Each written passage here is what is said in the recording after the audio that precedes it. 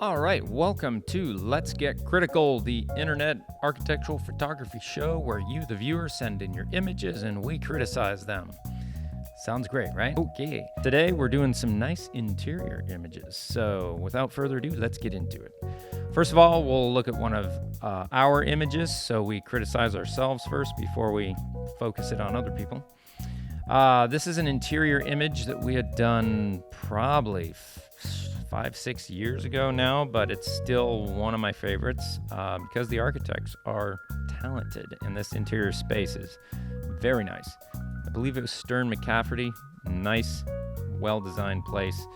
The issue for composition with this beginning was it was a very central mirrored image to a large degree, and this light was, a little off, but as you can tell, it's a very kind of organic feeling light. But we had to work primarily with composing against, these windows, the couch, and everything else. I think we had moved the couch a little bit to get it closer to the edge. Honestly, if I were doing this now, here's a point of contention, but then also, do we go past that for this portion where it's like right on the edge of the sofa and the armored chair? But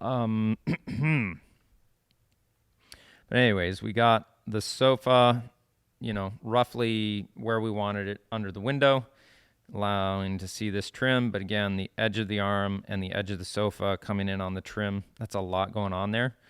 I think were I to do this now, I would maybe push this couch over a little further. This table, as I remember, was extremely heavy. These chairs were nice. We kind of limited our styling on that. You all probably know soft goods can be very difficult to style. But I loved this kind of like, is it a dog? Is it a pillow? It's something.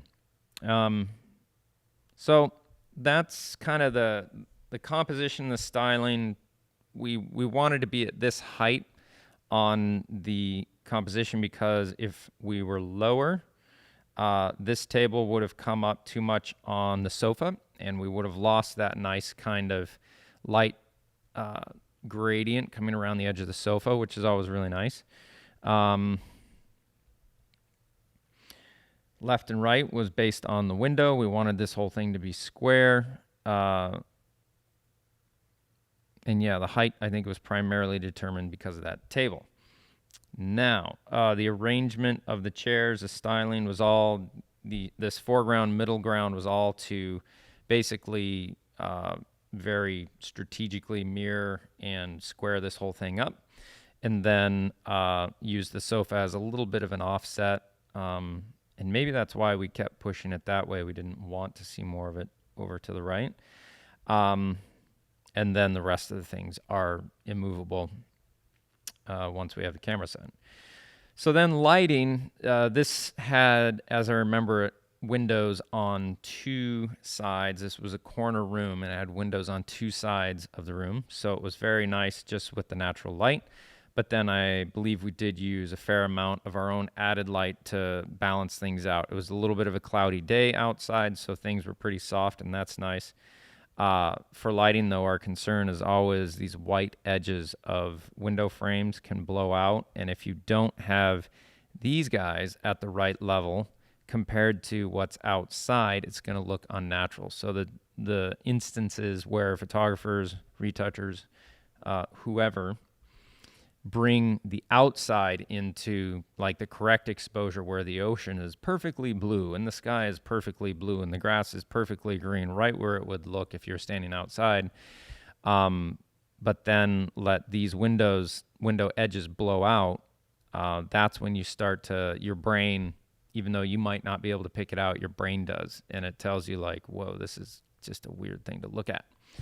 So we're always really careful with our light levels outside compared to the window trim or vertical surfaces right next to the window, especially if they're white. It's usually pretty easy if they're black. It's anytime we shoot in that situation, it's like, oh, great, the window sills and everything else are black, so we're not going to have too much of an issue here.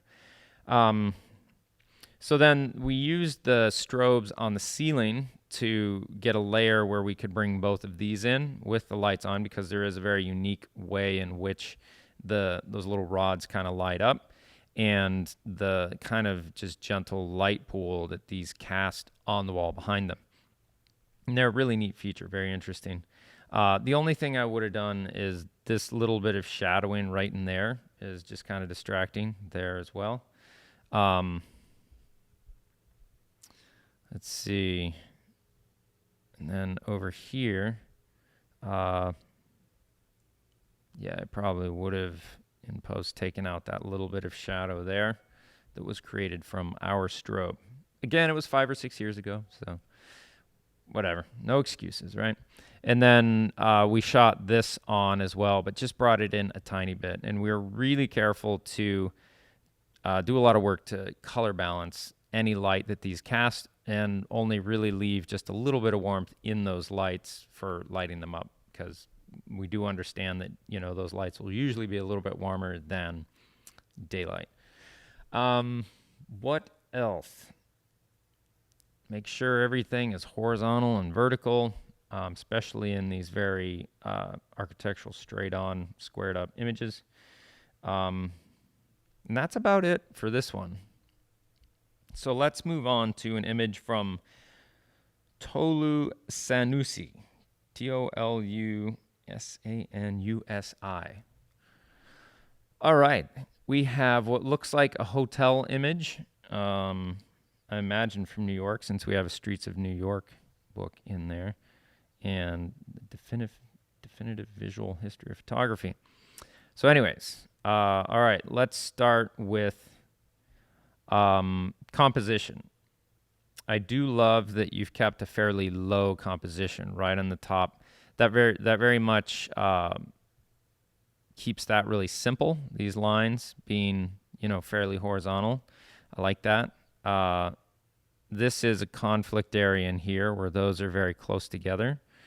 If you came up just a hair, they would have started to move apart a lot, but right now you're pretty stinking tight on the top of that table and the one in the background. So it's very nice as far as the height of the composition. This little daped looks good. I probably would have done a little more work to get these things all just perfect and eliminated that little bit there. I would have made sure this was level and all the little tassels on the end of this guy were all hanging down and even. What else? Let's see. The end of this looks oddly kind of, but that's maybe just something I'm not understanding. I wouldn't think that would be a post-production error. So that, I think this looks all right over here. Are we seeing into a closet there? If we're seeing into a closet there, I would say I would have closed that door so we weren't seeing into the closet. Call declined. Oops.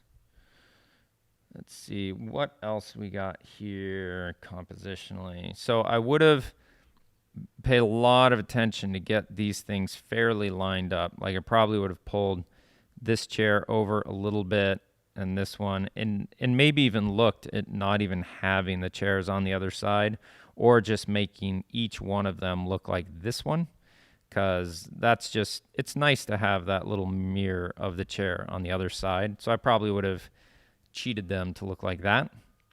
What else?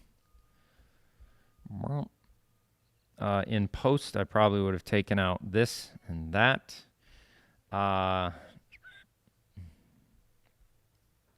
But compositionally, I would have worked on getting these straight there and that back there.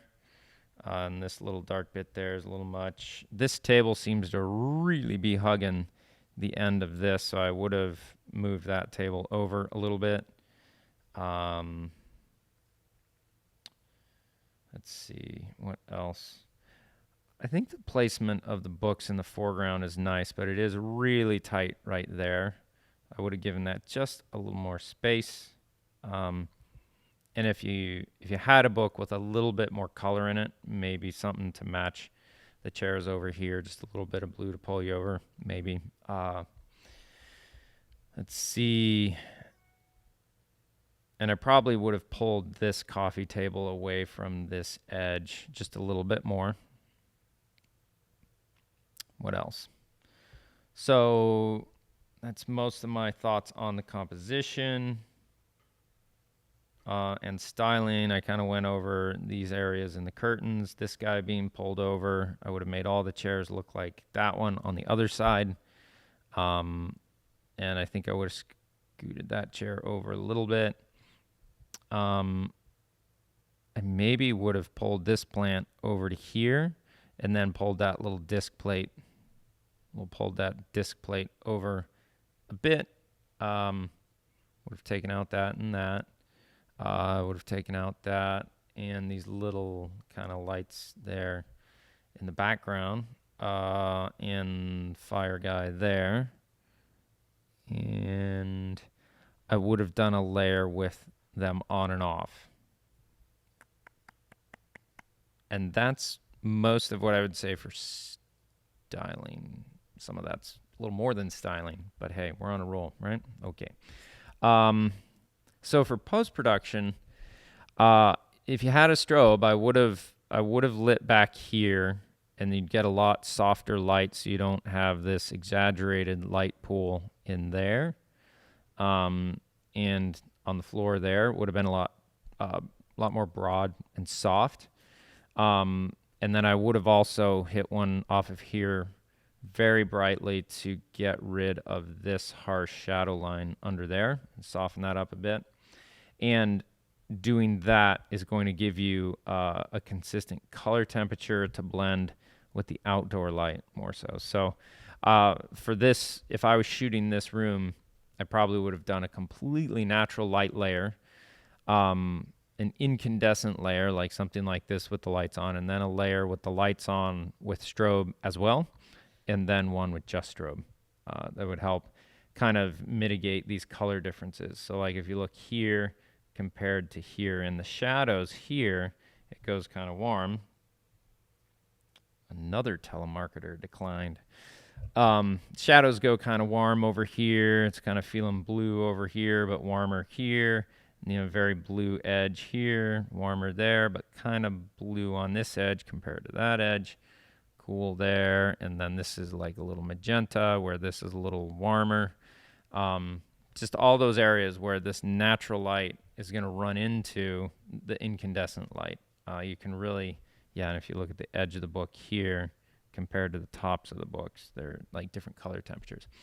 So all of those mixing color temperatures can really start to be visually confusing, and you get this really harsh kind of light there. I would have probably shot a strobe right into the bottom of that, and it would have made a softer light pool up there, and I would have taken that out. So I would say in the future, it's very easy to do a layer with all the lights off and then all the lights on. Just set your camera to do auto bracket, 2-second timer, hit capture, beeps for 2 seconds, and then does 7 brackets, usually, most of them depending on what you're using. And then you can get a completely color neutral, nice layer that you can blend like these other lights and stuff in. So